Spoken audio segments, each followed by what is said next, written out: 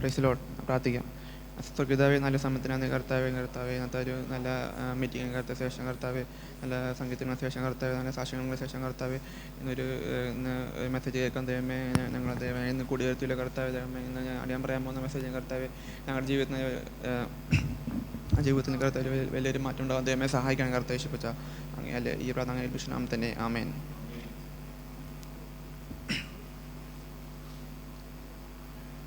ഇന്നത്തെ മെസ്സേജിന് വേണ്ടി ഞാൻ എടുക്കുന്ന അധ്യായം എന്ന് വെച്ചാൽ ദാനിയേൽ 12:4.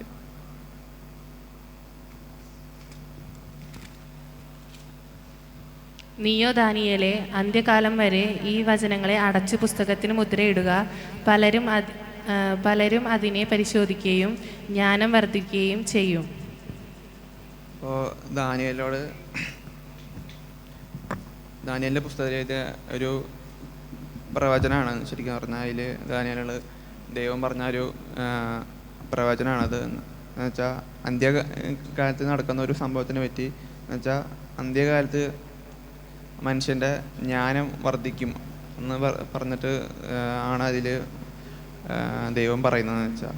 അപ്പോൾ അന്ത്യകാലത്ത് എന്ന് പറയുമ്പോൾ നമ്മൾ ഇപ്പോൾ ജീവിക്കുന്ന ഈ കാലം എന്ന് പറഞ്ഞാൽ ആ സെയിം സാഹചര്യത്തിലാണ് ഇപ്പോൾ നമ്മളിപ്പോൾ ജീവിക്കുന്നത്. എന്നുവെച്ചാൽ ഇപ്പോഴത്തെ നമ്മൾ ഈ സമയം നോക്കിയാൽ, ടൈം പീരീഡ് നോക്കിയാൽ ഭയങ്കര സയൻസൊക്കെ ഭയങ്കരമായിട്ട് അഡ്വാൻസ്ഡായി. എന്നുവെച്ചാൽ മെഡിക്കൽ ഫീൽഡായാലും, ഇപ്പോൾ ട്രാൻസ്പോർട്ടേഷൻ ആയാലും, എഡ്യൂക്കേഷൻ ആയാലും, വെച്ചാൽ ഒരു ഇതുവരെ മനുഷ്യൻ കാണാത്ത രീതിയിലാണ് ഇപ്പോൾ കടന്നു പോകുന്നത്. അപ്പോൾ ഇന്നൊരു നമ്മുടെ കപ്പൽ എന്നാണ് ആദ്യം ഉണ്ടാക്കിയതെന്ന് ഞാൻ വെറുതെ ഒന്ന് ഗൂഗിളിൽ സെർച്ച് ചെയ്തപ്പോൾ അത് കപ്പൽ ഉണ്ടാക്കിയത് 6000 വർഷം മുമ്പാണ്. ഈജിപ്തിലാണ് ആ കപ്പൽ ആദ്യമായിട്ട് ഉണ്ടാക്കിയത്. പിന്നെ കപ്പൽ 17-ാം നൂറ്റാണ്ട് വരെ കപ്പൽ പോയിരുന്നത് പായ കപ്പലായിരുന്നു. പിന്നെ അവിടുന്ന് സ്റ്റീം എഞ്ചിൻ ഉണ്ടാക്കുന്നു. പിന്നെ നമ്മൾ കണ്ടത് പെട്ടെന്ന് എന്താ പറയുക, ഒരു 200 വർഷം, ഇപ്പം ഇന്ന് വരെ 200 വർഷം ഈ സമയം പീരീഡ് സയൻസിന് ഭയങ്കരമായിട്ട് അഡ്വാൻസ്ഡായി. പെട്ടെന്ന് സ്റ്റീം എഞ്ചിനിൽ നിന്ന് പെട്ടെന്ന് ഡീസൽ എഞ്ചിനിൽ കയറി, ഡീസൽ എഞ്ചിനിൽ നിന്ന് ഗ്യാസ് എഞ്ചിനിലേക്കായി, പിന്നെ ന്യൂക്ലിയർ എഞ്ചിനിലേക്കായി. ഇപ്പോൾ നമ്മുടെ ഇറാനിലേക്ക് യുദ്ധം നടക്കുന്നത്. അപ്പോൾ അവിടേക്ക് വന്ന് കിടക്കുന്ന യുദ്ധക്കപ്പൽ ഫുള്ളും ന്യൂക്ലിയർ പവറിലാണ് വർക്ക് ചെയ്യണത് ശരിക്കും പറഞ്ഞാൽ. അപ്പോൾ അതിനൊന്നും വേറെ കൊണ്ട് കപ്പൽ ഡീസലൊന്നും അടിക്കണ്ട. അത് തീരുന്ന വരെ മീൻസ് ഒരു ലൈഫ് എത്ര വർഷമുണ്ട്, 100 വർഷത്തെ പീരീഡ് ഉണ്ട്. അത് തന്നെ വർക്കാവും. അതിന് വേറെ ഡീസലൊന്നും അടിക്കേണ്ട. തന്നെ ന്യൂക്ലിയർ എനർജിയാണ്. അപ്പോൾ തന്നെ എനർജി പ്രൊഡ്യൂസ് ചെയ്യും. അപ്പോൾ കപ്പലിന് വേറെ സ്ഥലത്തേക്കൊന്നും പോകണ്ട. അപ്പോൾ എവിടെ വേണമെങ്കിൽ യാത്ര ചെയ്യാം. അപ്പോൾ അത്രയ്ക്ക് അഡ്വാൻസ്ഡായി ഈ ലോകം. അതുപോലെ നമുക്ക് സയൻസിൽ നമ്മൾ മെഡിക്കൽ ഫീൽഡ് നോക്കിയാലും ആൻറ്റിബയോട്ടിക്കിൻ്റെ കണ്ടുപിടുത്തം തൊട്ട് ഇവരെ നോക്കുമ്പോൾ എന്തോരം ഭയങ്കര അഡ്വാൻസ്ഡായി. പണ്ട് കാലത്ത് ഒരു അസുഖം വന്നാൽ യേശുവിൻ്റെ കാലത്തേക്കും മുറിവ് പറ്റിയാലും എന്തെങ്കിലും പറ്റിയ ഈ വൈനാണ് യൂസ് ചെയ്യുക, അത് ക്ലീൻ ചെയ്യാൻ വേണ്ടി. അപ്പോൾ പിന്നെ അത് മുറിവ് മാറണ വരെ അവർ ഇങ്ങനെ ഇടയ്ക്കിടയ്ക്ക് വൈൻ തൊട്ട് ഇങ്ങനെ ക്ലീൻ ചെയ്ത് അങ്ങനെയാണ് അന്നത്തെ. പക്ഷേ ഇന്നങ്ങനെയല്ല. ഇന്ന് വെച്ച് നോക്കിയാൽ ആൻറ്റിബയോട്ടിക്കിൻ്റെ കണ്ടുപിടുത്തത്തോടെ ആൻറ്റിബയോട്ടിക് കഴിച്ചാൽ മുറിവ് പെട്ടെന്ന് മാറും, അത് ഇൻഫെക്ഷൻ വരില്ല. അപ്പോൾ സയൻസ് അത്ര അഡ്വാൻസ്ഡായി, അത്ര എന്താ പറയുക, മനുഷ്യൻ്റെ ബുദ്ധിയും അത്ര കൂടി, എല്ലാം കൂടി, സൗകര്യങ്ങൾ കൂടി. പക്ഷേ മനുഷ്യൻ്റെ എന്താ പറയുക, ജീവിതത്തിൽ സൗകര്യം എല്ലാം കൂടി. ഇപ്പോൾ അഹങ്കാരം വർദ്ധിച്ചു. എന്താ പറയുക, സ്വയം സ്നേഹിക്കാൻ തുടങ്ങി. ഒരാളോട് വീണ് കിടന്നാലും എന്തെങ്കിലും പറ്റിയാലും തിരിഞ്ഞ് നോക്കില്ല. അതുപോലെ ഓരോ ഇപ്പോഴത്തെ രാജ്യങ്ങളുടെ നമ്മൾ നോക്കിയാൽ എല്ലായിടത്തും യുദ്ധമാണ്.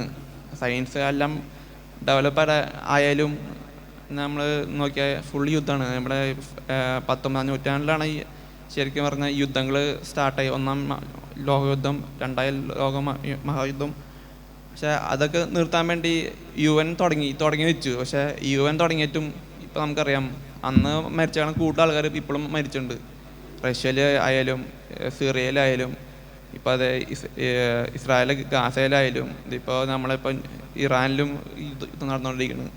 അങ്ങനെ ഗൾഫ് കൺട്രീസിലല്ല ആർക്കും ഇപ്പോൾ സമാധാനം ഇല്ല. സമാധാനത്തിന് വേണ്ടിയാണ് ഒരു UN എന്ന് പറഞ്ഞ സംഭവം ഉണ്ടാക്കി വെച്ചത്. പക്ഷേ അവിടെ ഉണ്ടാക്കിയ ആൾക്കാർ തന്നെ ആദ്യം തുടങ്ങി യുദ്ധം. അപ്പോൾ ഈ ലോകത്തിന് ജ്ഞാനം എല്ലാം വർദ്ധിച്ചു. അപ്പോൾ എല്ലാം, പക്ഷെ എന്നാലും എന്താ പറയുക, സമാധാനം ഒരിക്കലും കണ്ടെത്താൻ പറ്റിയില്ല. അതിൽ തിമത്യോസിന് എഴുതിയ ലേഖനം 2:3 അതിൽ 1-5 വരെ നമുക്ക് വായിച്ച പൗലോസ് എഴുതിയ തിമത്യോസിനോട് അന്ത്യകാലത്തിനെ പറ്റി ആ ഇതിൽ പറയുന്നുണ്ട്. 3:1-5 വരെ. 2 തിമത്യോസ്. അന്ത്യകാലത്ത് ദുർഘട സമയങ്ങൾ വരുമെന്നറിയുക. മനുഷ്യർ സ്വസ്നേഹികളും ദിവ്യാഗ്രഹികളും വമ്പ് പറയുന്നവരും അഹങ്കാരികളും ദൂഷകന്മാരും അമ്മയപ്പന്മാരെ അനുസരിക്കാത്തവരും നന്ദി കെട്ടവരും അശുദ്ധരും വാത്സല്യമില്ലാത്തവരും ഇണങ്ങാത്തവരും ഏഷ്ണിക്കാരും അഞ്ചിയേന്ദ്രിയങ്ങളുമാരും ഉഗ്രന്മാരും സൽഗുണദേശന്മാരും ദ്വേഷിമാരും ദ്രോഹികളും ധാർഷ്ടിക്കാരും നിഗളികരുമായി ദൈവപ്രിയമില്ലാതെ ഭോഗപ്രിയരായി ഭക്തിയുടെ വേഷം ധരിച്ച് അതിൻ്റെ ശക്തി ത്യജിക്കുന്നവരുമായിരിക്കും. അങ്ങനെയുള്ളവരെ വിട്ടൊഴിക്കുക. അപ്പോൾ അതിൽ പറയുന്നത് വെച്ചാൽ സ്വയം ഇതിൽ ഏത് ഏകൊരു എന്ന് വെച്ചാൽ കൺക്ലൂഷൻ പറഞ്ഞ പോലെ സ്വയം ഇഷ്ടപ്പെടുന്ന മനുഷ്യന്മാർ അല്ലെങ്കിൽ വേറെ ആൾക്ക് ഉപദ്രവം ചെയ്യുന്ന മനുഷ്യന്മാരായി മാറുക, പാരൻസിന് മക്കൾ തമ്മിൽ സ്നേഹമില്ലാണ്ടായിരിക്കുക, അതുപോലെ ധനം ഉണ്ടെങ്കിൽ അത് ആൾക്കാരുടെ മുമ്പിൽ അഹങ്കാരത്തോടെ കാട്ടുക. അത് ശരിക്കും പറഞ്ഞാൽ അതൊരു മനുഷ്യൻ ഒരു സെൽഫിഷായിട്ട് മാറുക എന്ന് അതാണ് ഉദ്ദേശിച്ചത്.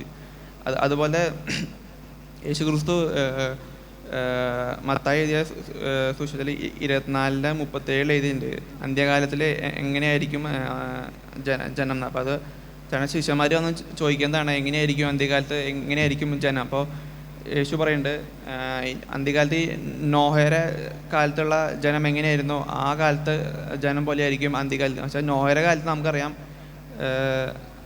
അന്നത്തെ ജനം എന്ന് പറഞ്ഞാൽ ഭയങ്കര ക്രൂരമായ അത് ആയിരുന്നു. അത് കാരണം ദൈവം അവരെ ശരിക്കും പറഞ്ഞാൽ ആ കാലത്തെ ലോകത്തെ നശിപ്പിച്ചത്. അപ്പം അതിൻ്റെ അന്ത്യകാലത്തെ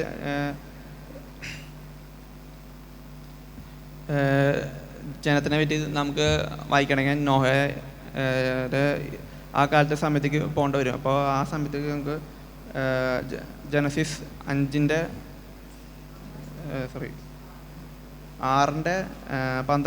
വായിച്ചാൽ നമുക്കൊരു അതിൻ്റെ ഒരു 11-12 വായിച്ചാൽ അതിൻ്റെ ഒരു ഇത് കിട്ടും. ഉൽപ്പത്തി 6:11-12. എന്നാൽ ഭൂമി ദൈവത്തിൻ്റെ മുമ്പാകെ വഷളായി, ഭൂമി അതിക്രമം കൊണ്ട് നിറഞ്ഞിരിക്കുന്നു. ദൈവം ഭൂമിയെ നോക്കി അത് വഷളായി എന്ന് കണ്ട് സകല ജഡവും ഭൂമിയിൽ തൻ്റെ വഴി വഷളായിരിക്കുന്നു. അപ്പോൾ ഈ നോഹയുടെ കാലത്തുള്ള ജനത്തിനെ പറ്റി നമുക്ക് ശരിക്ക് മനസ്സിലാക്കണമെങ്കിൽ ഇത്തിരിയും എന്താ പറയുക, 4 അവസാനം ഒരു 17 തൊട്ട് 26 വാക്യം വരെ വായിച്ചാൽ നമുക്ക് മനസ്സിലാവും. അന്ന് കാലത്ത് എന്ന് വെച്ചാൽ ഒരു കെയിൻ്റെ ഒരു പാരമ്പര്യമുള്ള എന്താ പറയുക മക്കളാണ് ഏറ്റവും കൂടുതൽ പാപം ചെയ്ത എന്താ പറയുക ഒരു ജനറേഷൻ. അപ്പുറത്ത് നോഹയുടെ ആ സമയത്ത് ടൈം പീരീഡിലാണ് നോഹയും ജീവിച്ചിരുന്നത്. പക്ഷേ ഈ കെയിൻ എന്ന് പറഞ്ഞാൽ കെയിൻ്റെ മലയാളത്തിൽ എന്താ കൈൻ്റെ പാരമ്പര്യത്തിലുള്ള ആ ജനറേഷനിലുള്ള കൈൻ്റെ മക്കളാണ് അന്ന് കാലത്ത് ഭയങ്കര എന്താ പറയുക ഒരു നോഹയുടെ ടൈം പീരീഡ് വന്നപ്പോഴേക്കും ഭയങ്കര അഡ്വാൻസ്ഡായി. അന്ന് തന്നെ നമുക്ക് ഇതിൻ്റെ 4:22 വായിച്ചാൽ നമുക്ക് അതിൽ മനസ്സിലാൻ പറ്റും. അത് ഈ മെറ്റൽസിൻ്റെ ഡിസ്കവറി അവിടെ കാട്ടുണ്ട്. മെറ്റൽ ബ്രൗൺസും അയൺ അതിൻ്റെയൊക്കെയും ഡിസ്കവറി. അപ്പോൾ അന്ന് സയൻസ് അന്ന് ഇന്നത്തെ പോലെ അല്ലായിരിക്കും, പക്ഷെ എന്നാലും ആ ടൈം പീരീഡ് വെച്ച് നോക്കുമ്പോൾ അന്ന് ഭയങ്കരമായിട്ട് അഡ്വാൻസ്ഡായി മനുഷ്യന്മാർ അന്നത്തെ കാലത്ത്. പക്ഷെ അന്നത്തെ അഡ്വാൻസ്ഡ് ആയാലും അന്ന് മനുഷ്യന് ആ കാലത്ത് ഈ തിമത്യോസിൽ എഴുതിയ പോലെ മനുഷ്യൻ എന്താ പറയുക വല്ലാണ്ട് ജഡികമായി മാറി, വല്ലാണ്ട് എന്താ പറയുക മനുഷ്യന് കൊല്ലാൻ തുടങ്ങി. അവിടെ നമുക്ക് 4-ന്റെ താഴെ തൊട്ട് നമുക്ക് 4-ന്റെ 23 എഴുതിയത് നമുക്ക് കാണാൻ പറ്റും കൊലപാതകത്തിൻ്റെ പറ്റി. അപ്പോൾ അന്നത്തെ ഒരു മനുഷ്യൻ്റെ ഭയങ്കരമായിട്ട് അത്രയ്ക്ക് ദൈവം ഒരു അന്നത്തെ ഒരു ആ ജനറേഷൻ നശിപ്പിക്കണമെങ്കിൽ നമുക്ക് മനസ്സിലാവും എത്ര ദുഷ്ടമായ മനുഷ്യന്മാരായിരിക്കുന്നവർ. അപ്പോൾ ആ ഒരു ടൈം പീരീഡ് ആണ് ഇപ്പോഴത്തെ ഈ ടൈം പീരീഡ് ആയിട്ട് യേശു ക്രിസ്തു പറയുന്നത് അന്ത്യകാലത്ത് എന്ത് നടക്കുന്നു. അപ്പോൾ ഈ ടൈം പീരീഡ് നമുക്ക് നോക്കിയറിയാം ഇപ്പോഴും ഭയങ്കരമായിട്ട് വയലൻസ് ഭയങ്കരമായിട്ട് കൂടാണ്. സയൻസ് ഭയങ്കരമായിട്ട് ഡെവലപ്ഡായി. ഇപ്പോൾ നോക്കിയാൽ ഇപ്പോൾ ഓരോ യൂറോപ്യൻ കൺട്രീസിലും അമേരിക്കയിലൊക്കെ നോക്കിയാൽ ചർച്ചുകളൊക്കെയും എന്താ പറയുക ബാറായി മാറി. ബാറിൽ നിന്ന് ഇപ്പോൾ മോസ്കെ കൺവേർട്ട് ചെയ്യുക ചർച്ചുകളൊക്കെയും. പിന്നെ ചർച്ചുകളിൽ കണക്കുകയാണെങ്കിൽ ഒരു വട്ടം ഞാൻ കണ്ടതാണ് ഒരു ചർച്ചിൽ പാസ്റ്ററിനെ ഈ സർക്കസിൽ കാട്ടുന്ന പോലെ പറക്കില്ലേ പാസ്റ്റർ, അതുപോലെ ബാക്കിൽ സാധനം കെട്ടിയിട്ട് പാസ്റ്റർ ഹലീല എന്ന് പറയും, പാസ്റ്റർ ഇങ്ങനെ കാറ്റിൽ പൊങ്ങും, അതെല്ലാവരും ഹലീല കൊടുക്കും. അപ്പം അങ്ങനെയൊക്കെ മാറി അമേരിക്ക ചർച്ചകൾ. പിന്നെ പൈസ ഒക്കെ എറിഞ്ഞു കൊടുക്കുക, ഒരു ഇങ്ങനെ പാസ്റ്റർ നിന്നിട്ട് എറിഞ്ഞു കൊടുക്കുക. പാസ്റ്റർ വരുന്നത് റോൾസ് റോയ്സിലൊക്കെ പാസ്റ്റർ വരുന്നത്. അപ്പോൾ ആൾക്കാർ പ്രാർത്ഥിക്കാൻ നിൽക്കുമ്പോൾ എന്താ പോയി പണി നോക്കുക, അങ്ങനെയൊക്കെയും പറയുക. ഞാൻ വെച്ചാൽ ഇത്രയ്ക്കും എന്താ പറയുക ഇത്രയ്ക്കും മനുഷ്യനെ ഇതുപോലെയായി മാറിയോ. അമേരിക്കയിലത്തെ കാര്യം പറയണേ, ഈ കുറച്ച് കഴിയുമ്പോൾ ഇവിടെയും വരും. അപ്പോൾ ഇവിടെയും അതിന് നമ്മുടെ ചില സ്ഥലത്ത് കുറവൊന്നുമില്ല, എന്നാലും അത്രയ്ക്കും ചർച്ചിൽ പോലും ഇത്ര എന്താ പറയുക മ്ലാച്ചതി എന്താ പറയുക ദുഷ്ടത ആയി തുടങ്ങി. അപ്പോൾ ഈ സാഹചര്യങ്ങളിലൊക്കെ നമുക്ക് ഈ നോഹ ആ ടൈമിൽ നോഹയ്ക്കും എന്താ പറയുക ദൈവം പറഞ്ഞു പെട്ടകം ഉണ്ടാകാൻ പറഞ്ഞപ്പോൾ അവിടുത്തെ ആൾക്കാർ ആ സമയത്ത് എല്ലാവരും നോഹനെ കളിയാക്കി. ശരിക്കും പറഞ്ഞാൽ നോഹ ഈ പെട്ടകം ഉണ്ടാക്കാന്ന് വെച്ചാൽ പെട്ടെന്ന് ഒരു ദിവസം കൊണ്ടോ ഒരു വർഷം കൊണ്ട് ഉണ്ടാക്കിയ പെട്ടകമല്ല. അതൊരു 50-60 ഇതുകൊണ്ട് 100 വർഷം ടൈം പീരീഡ് എടുത്തിട്ടാണ് ഈ പെട്ടകം ഉണ്ടാക്കിയത്. അപ്പോൾ അത്ര ടൈം പീരീഡ് ദൈവം അന്നത്തെ മനുഷ്യന്മാർക്ക് കൊടുത്തു നന്നായി തിരിച്ചു വരാൻ വേണ്ടി. പക്ഷേ അവർ എന്താ വെച്ചാൽ ദൈവത്തിൻ്റെ വചനം കേട്ടില്ല, നോഹനെ കളിയാക്കി പരിഹസിച്ചു. അപ്പോൾ ആ സെയിം ഇതാണ് ഇപ്പോഴത്തെ നടക്കുന്നത്. വചനം പറയുമ്പോൾ അല്ലെങ്കിൽ ഇപ്പോഴത്തെ സുശേഷം പറയുമ്പോൾ നമ്മളേക്കും നമ്മുടെ ബന്ധക്കാർ അതോ അല്ലെങ്കിൽ ഈ ചുറ്റുപാടല്ല ഈ ജനങ്ങളൊക്കെയും ഭയങ്കര പരിഹസിക്കുക, കളിയാക്കുക. എന്താ പറയുക ഇതൊന്നും നടക്കില്ല, നീ പോയി പണി നോക്ക്, ഇതൊക്കെ ബൈബിൾ തെറ്റാണ്, ബൈബിൾ കറപ്റ്റഡ് ആണെന്ന് പറഞ്ഞ ഈ കുറേ ഒരു കൂട്ടാൾക്കാരുണ്ട്. അപ്പോൾ അങ്ങനത്തെ ജനറേഷനാണ് നമ്മളിരിക്കുന്നത്. അപ്പോൾ ഈ ജനറേഷനിൽ നമ്മളെ എങ്ങനെ ജീവിക്കണം എന്ന് പറഞ്ഞ് ശരിക്കും കാട്ടി തന്നത് യേശു ക്രിസ്തുവാണ്. യേശു ക്രിസ്തുവിൻ്റെ ടൈം പീരീഡ് നോക്കിയാലും അങ്ങനത്തെ ഒരു ടൈം പീരീഡ് ആയിരുന്നു അന്നത്തെ ടൈം പീരീഡ് എന്ന് പറഞ്ഞാൽ. അന്ന് യേശു ക്രിസ്തു ഈ ഭൂമിയിൽ വന്ന സമയത്ത് റോമൻ സാമ്രാജ്യമായിരുന്നു. അതൊരു എന്താ പറയുക അതിക്രൂരമായ ഒരു സാമ്രാജ്യമാണ്. ഈ ലോകത്തിൽ ഭരിച്ചതിൽ ഏറ്റവും ക്രൂരമായ മനുഷ്യന്മാർ ജീവിച്ചൊരു സാമ്രാജ്യം റോമൻ സാമ്രാജ്യം എന്ന് പറഞ്ഞാൽ. അപ്പോൾ അന്നത്തെ യഹൂദന്മാരുടെ സ്വഭാവം ബൈബിളിൽ ഞാൻ വായിച്ച് നമുക്ക് മനസ്സിലാവും. അതും ഭയങ്കര എന്താ പറയുക പരീക്ഷന്മാരും അവരൊക്കെ ഭയങ്കര മ്ലാച്ചതായ മനുഷ്യന്മാരായിരുന്നു. ദേവാലയത്തിന് ഉള്ളിൽ ആയിരുന്നു കച്ചവടം നടന്നുകൊണ്ടിരുന്നത്. അപ്പോൾ നമുക്ക്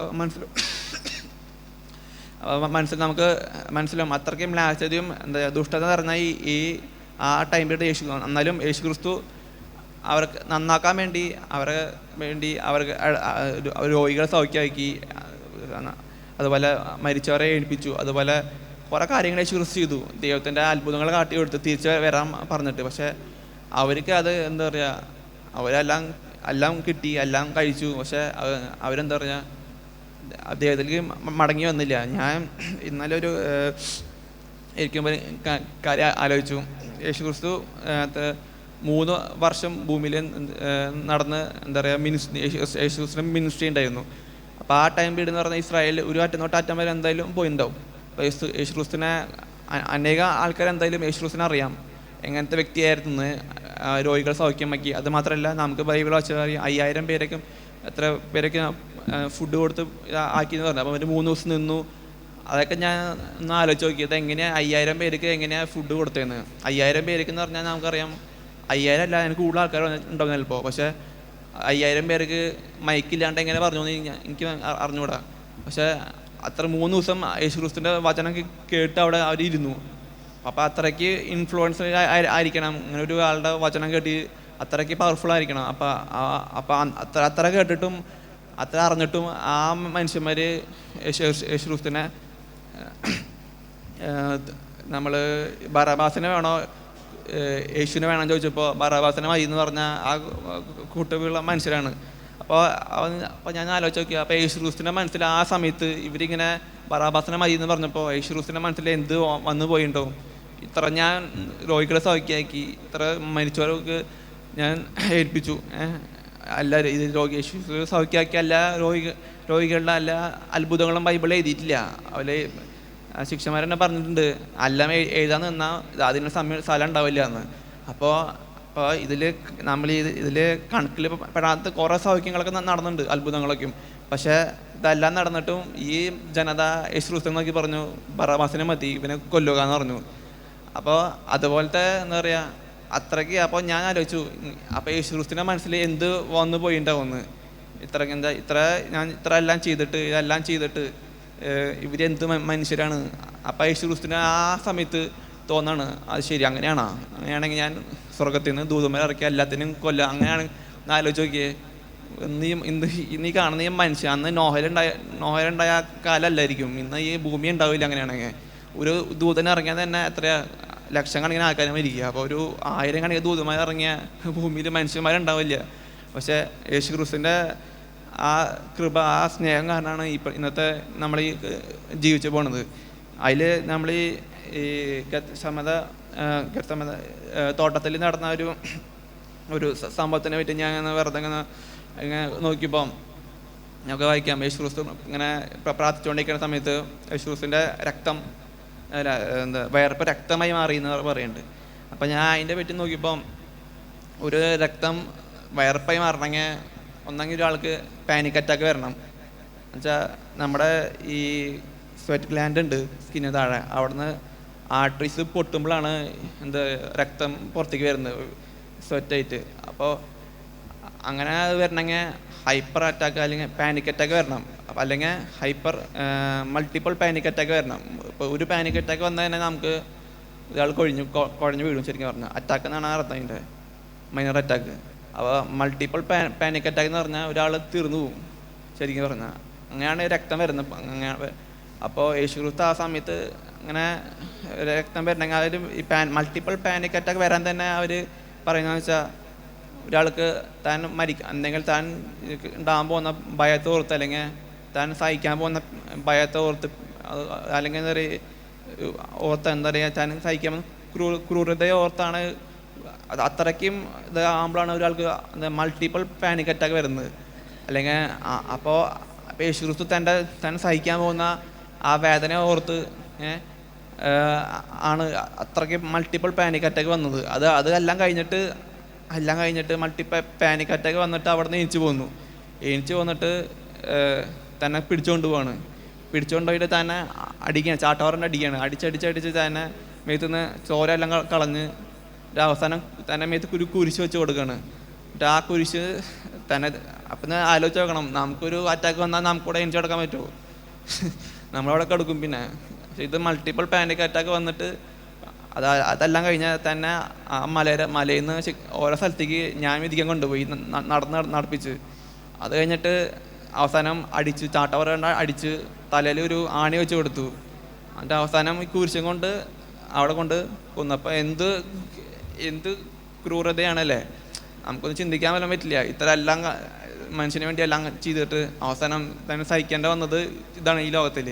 അപ്പോൾ യേശുക്രിസ്തു നമുക്ക് ഈ കാട്ടിയത് ഇതാണ് അന്ത്യകാലത്ത് ഉണ്ടാകുക വെച്ചാൽ അതിൽ നമുക്ക് ഒരു വാക്യം വായിക്കാം.